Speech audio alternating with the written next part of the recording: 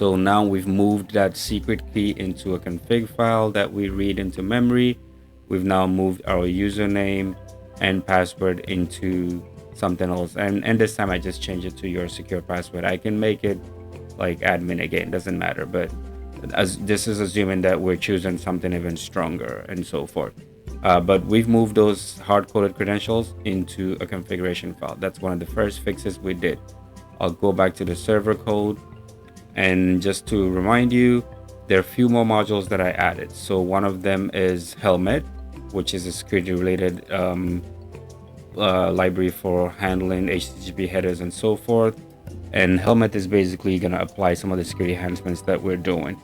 And then obviously, we also added some session configuration stuff to handle users' cookies and so forth to ensure that we can manage those sessions securely by setting like HTTP only and so forth. And let's see what happens.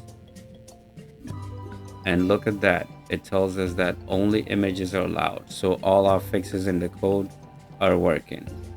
I hope you enjoyed this. Just to give you an idea, recap. So we had a simple file upload application. This is the original one we built on the left. It's meant to allow all the images to be uploaded, but somehow we were able to upload malicious files such as installation files or any other file. We also had some code embedded in secrets. We had some secrets embedded in code, such as our usernames and passwords.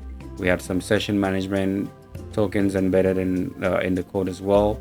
What we did in the fixed version was we introduced a environment and config file and basically moved everything that as far as configurations are concerned.